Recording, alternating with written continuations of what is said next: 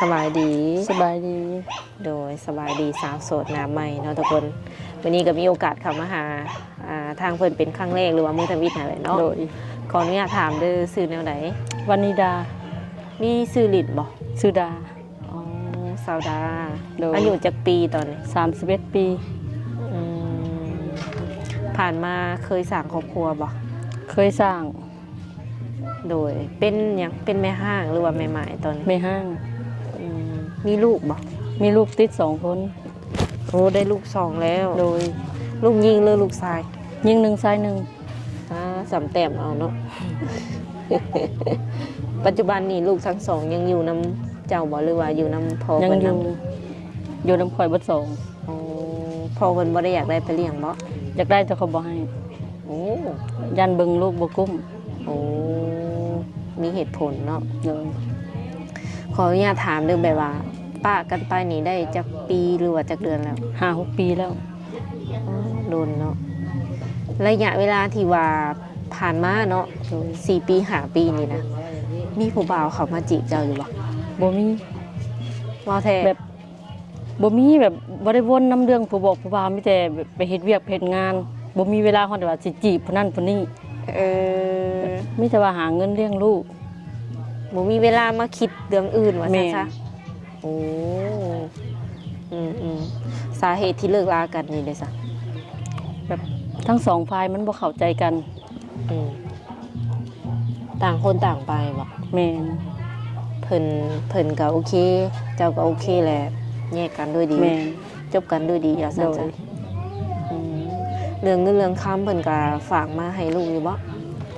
ตอนป้ากันแรกก็ฝากอยู่แต่เดี๋ยวนี้เอาเมียใหม่ต่างคนต่างมีใหม่แล้วก็เลยบ่วนวายเลยบัดนี้เพิ่นบ่วนเพิ่นบ่ฝากเงินมาให้ลูกเลยเพิ่นก็ไปตามทางเพิ่นแล้วตอนแล้วมื้อนี้นี่ถือว่าออกมาเปิดใจเนาะโดยเปิดใจครั้งแรกบ่หรือว่าเคยเปิดใจแล้วนี่ก็ครั้งแรกโอ้โหเป็นจังได๋ความรู้สึกก็ตื่นเต้นแม่บ่เคยเฮ็ดจักเทื่อแบบบ่เคยเฮ็ดจักเทื่อมันสิมีอยู่เปิดใจสิมีผู้ชายแบบมาเลี้ยงลูกซอยหรือว่ามาเบิ่งแยงพ่อแม่เบิ่งแยงครอบครัวเฮานะสิมีอยู่บ่มีเนาะข้อยก็คิดว่าต้องมีแหละคนที่ว่าเพิ่นเป็นเนื้อคู่เจ้าว่าซั่นซะเพราะว่าเจ้าเองก็อยู่โสดมานี่5 ปีเลยเนาะว่าบ่ได้บางทีเฮาเปิดใจแล้วก็มีเนื้อคู่เข้ามาเลยก็มี แต่ก็คือว่าอะไรอยู่ในระหว่างกลางเนาะบ่คาดหวังหลายแหละแม่สมมุติเด้อซะสมมุติว่าเฮาเปิดใจน่ะมันก็ยังบ่มีไผเข้ามาเจ้าคิดว่าแนวใดยังคิดว่าคือสิบ่มีแหละทำใจได้บ่สมมุติว่าบ่มีทำใจได้เว้าย่อเพิ่นเพราะว่าอยู่ผู้เดียวนี่ก็5 ปีแล้วก็แบบมันสิ้นแล้วนะถ้าสิมีคนเข้ามาก็ดีใจโอ้อันเปิดใจนี่เปิดใจแบบใดหาคนคุยแก้เหงาบ่หรือว่าอยากได้คนมาเบิ่งแยงลูกมาเลี้ยงลูกซอยแบ่งเบาภาระนำแน่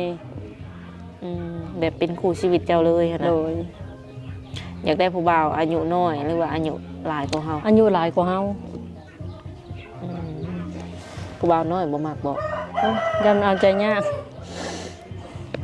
เจ้าสิได้เอาใจเพิ่นซิบ่แม่น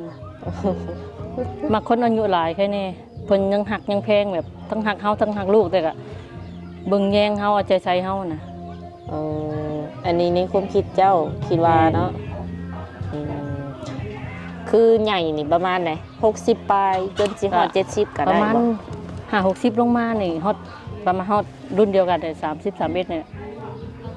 อัน65-60ปลาย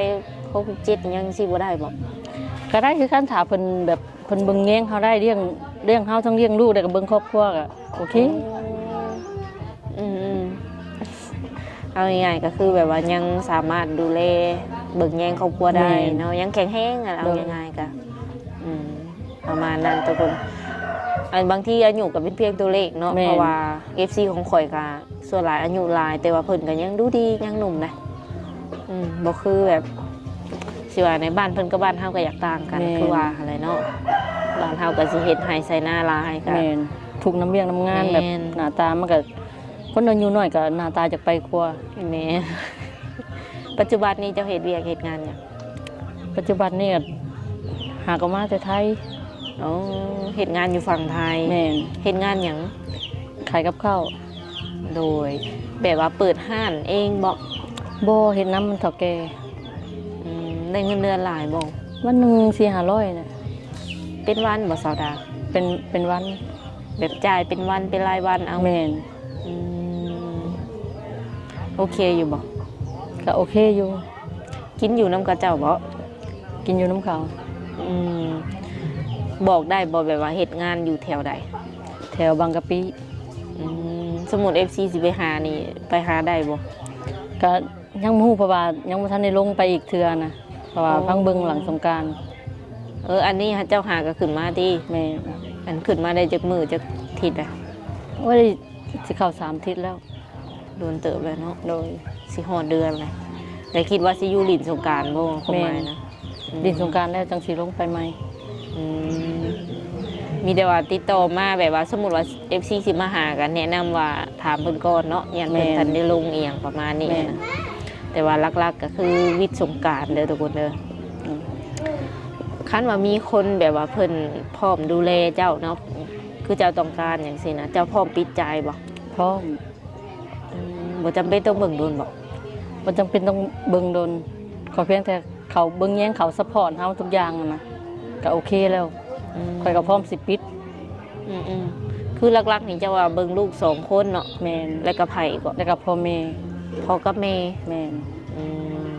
แล้วก็เจ้าเนาะเป็น5คน เนาะ โอ้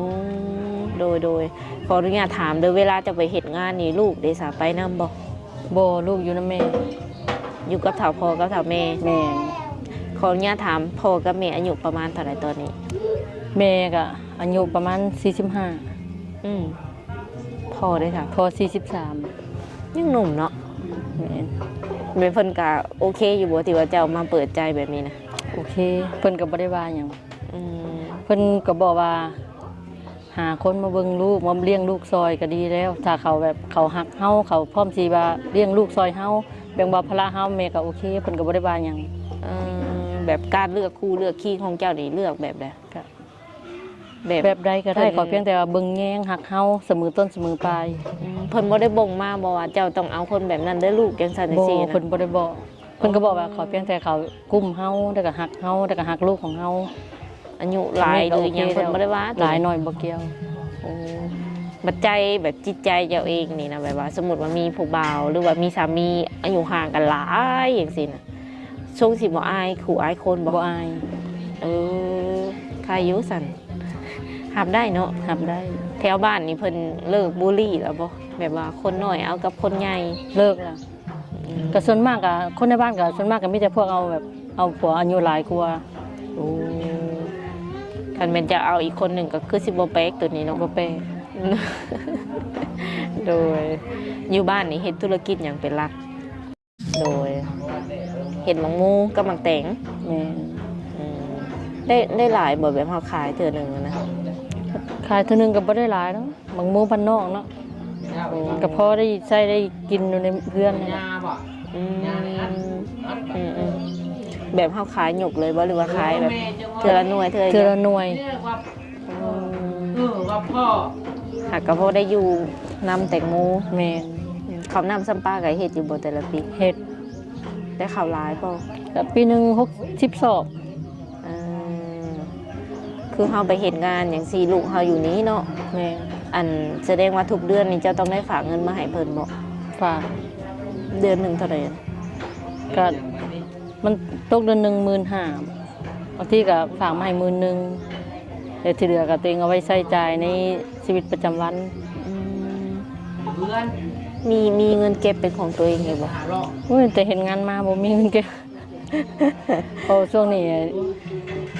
เงินก็สิบ่มีเก็บแล้ว ใช้จ่ายแต่ละมื้อก็เบิดแล้วบ่กุ้ม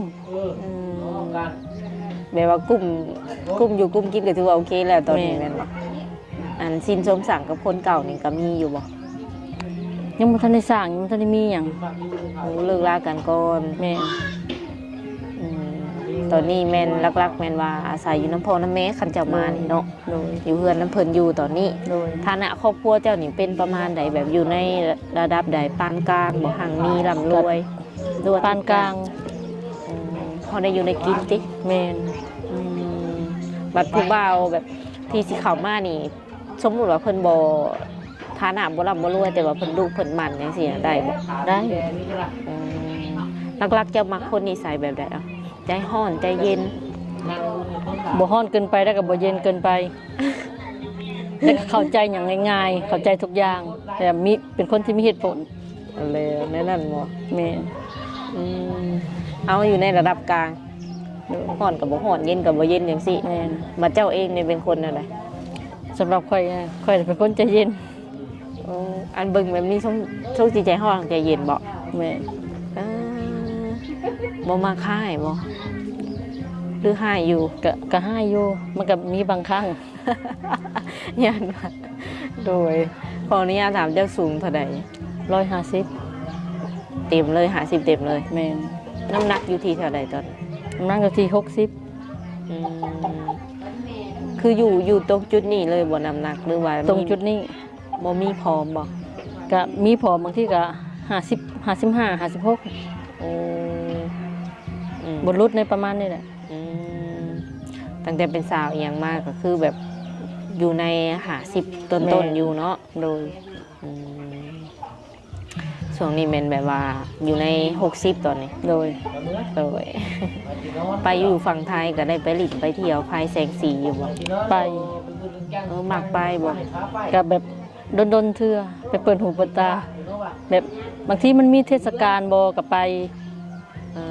อ ถ้าบ่มีก็เฮ็ดเวียกเข้ามาห้องก็นอน อืม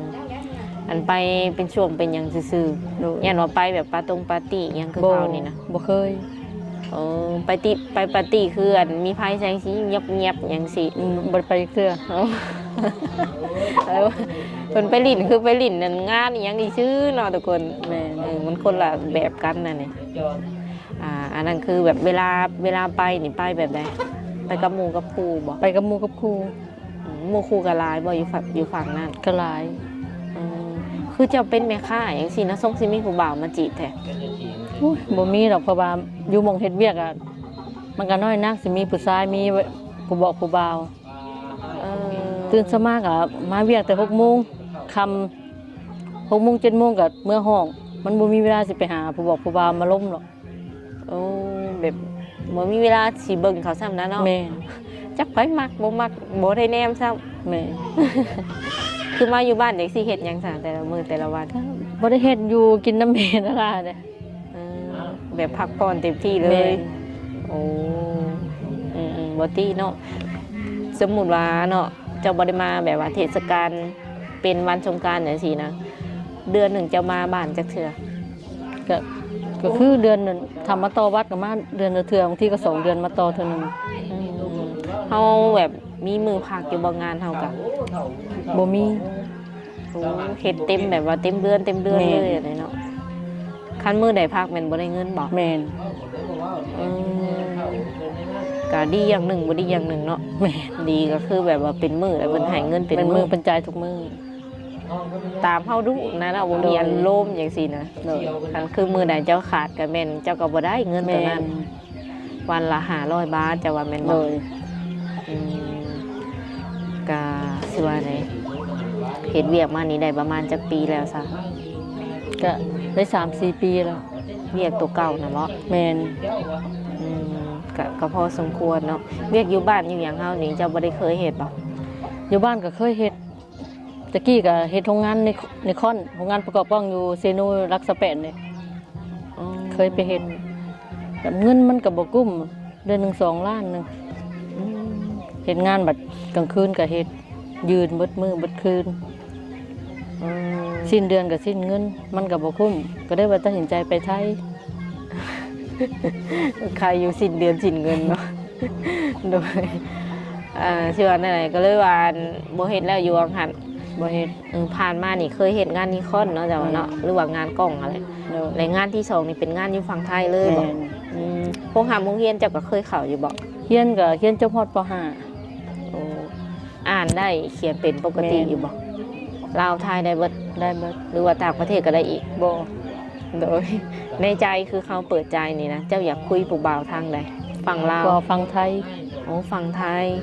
ต่างประเทศได้สั่ง ยันลมยันคุยบ่เป็น โอ้ยันบ่เข้าใจ แม่น ส่วนหลายก็อยู่ต่างประเทศแต่ว่าเพิ่นก็สิว่านี่ก็เว้าลาวเนาะบางคนก็เป็นคนลาวไปอยู่ต่างประเทศเนี่ยบางคนก็อยู่ไทยเป็นคนไทยแต่ไปอยู่ต่างประเทศซื่อๆสามารถสื่อสารหยังกันได้ปกติโดยจะมีลูก2คนเนาะคันว่ามีคนพร้อมสังพร้อมษาเพิ่นสามารถมาแต่งเอาเจ้าไปอยู่นำเพิ่นได้เลยบ่หรือว่าเจ้าสิอยู่พี่ ก็ในใจก็อยากเลี้ยงพ่ออยากเลี้ยงแม่เบิ่งพ่อแม่อยู่นี่แหละบ่อยากไปไกลเพิ่นก็อายุหลายแล้ว คันว่าเลือกได้เนาะอยากให้เพิ่นมาอยู่น้ำแสดงว่า แม่น อยากเฮ็ดธุรกิจหยังบ่อยู่บ้านตัวเอง ก็จะคิดค่าขายพวกกันหั่นเปิดหั่นค่าเด็กๆน้อยๆนะ อืม จะเปิดหั่นขายเครื่อง อ๋อ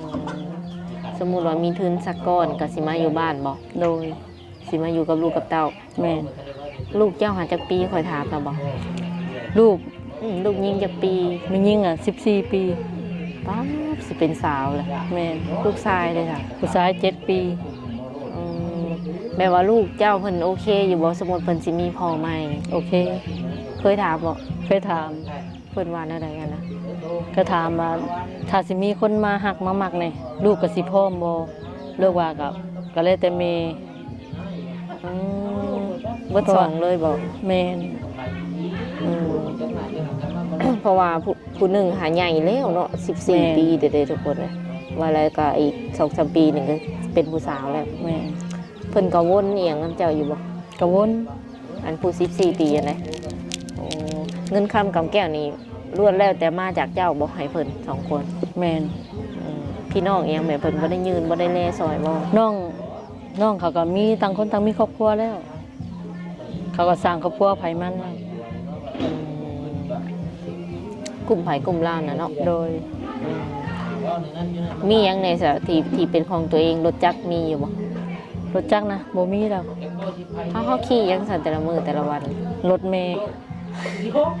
ขี่รถจักรแม่ โดย หรือว่ารถใหญ่ก็มีบ่ในเฮือน บ่มี มีรถไถบ่ มีรถไถนา ก็คือสิว่าในรถจักรก็ต้องได้ยืมคันสิไปหันไปนี่ติ แม่น อยู่เฮือนเจ้าหรือว่าอยู่วังเจ้าอยู่นี่เนาะแบบไกลบ่จากแบบบอนซื้ออยู่ซื้อกินสินะในตัวเมืองไง ก็ใกล้ ไกลประมาณจะกิโลฮู้บ่ อันประมาณ 4-5 โลแหละ โอ้ก็ถือว่าสะดวกสบายอยู่เบิกเนาะเพราะว่า สะดวกสบาย หากิโล โดย หากิโลนี่ถือว่าธรรมดาทุกคนอันนี้บ่เป็นเฮือนเจ้าเลยบ่ตัว โดย นี้เฮือนเจ้าเลยอันนี้นะ นี่เป็นเพื่อนเมย์นี่เพื่อนมูลเพื่อนแต่กี้ หักเจ้านั้นอยู่นี่บ่ แม่นมาอยู่น้ำพ่อน้ำแม่ โดยแบบถ่าย FC เบิ่งจักเล็กจักน้อยได้บ่ ได้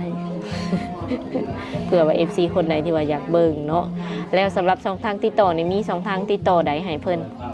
มีทั้งเฟซมีแอปแล้วก็มีไลน์ ครบเลยเนาะ ครบ อืมแจกเบอร์3เลย มีเวลาตอบเพิ่นอยู่บ่ช่วงไหน มีบ่ได้ส่วนนี้บ่ได้เฮ็ดงานก็น่าสิมีเวลาตอบอยู่ เกือบว่า24ชั่วโมง แม่น แบบเป็นงานก็บอกว่าง่ายกว่าว่าง24ชั่วโมง ตอบได้นะเนาะ แม่ เจ้าสิทางมาตอนใดเขาก็พร้อมตอบบ่ โดย อืมคุยสายได้บ่แบบเห็นหน้าเห็นตาได้อยู่บ่ ได้ ยันว่าอาย บ่อายนะ อืมโอเคนะทุกคนถือว่าสะดวกสบายโทรมาได้ตลอดว่าซั่นซะสุดท้ายนี่มีอย่างแบบอยากฝากถึง FC ข่อยอยู่บ่ที่ว่าเพิ่นสิเข้ามาคุยกับเจ้าเนาะนับตั้งแต่มื้อนี้เป็นต้นไป ก็อยากฝากถึง FC ทุกคนเนาะถ้าว่าสิเข้ามาล้มมามาล้มกันเนี่ยขอเพียงแต่ว่าเข้ามาแบบด้วยความจริงใจเข้ามาด้วยการสมัครใจ แบบบ่ให้ว่าเข้ามาตัวหั้นนะที่เปิดใจมาก็อยากพ่อคนที่ว่าที่หักแท้จริงใจแล้วก็เบิ่งแยงเฮาได้กับดูแลลูกเฮาได้ขอสำนี้ บ่คอยอย่างไรว่าซั่ แม่ น น เอาโดยเพราะว่าทั้งเจ้านี่ก็จริงใจ 100% ติจริงใจแท้เนาะ โดย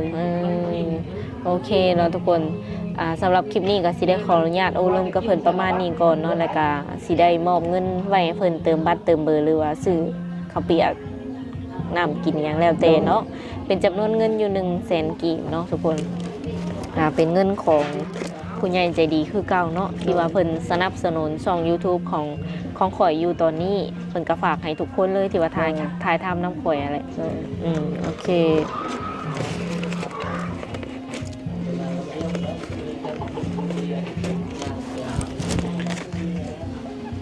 ใจ โอ้ย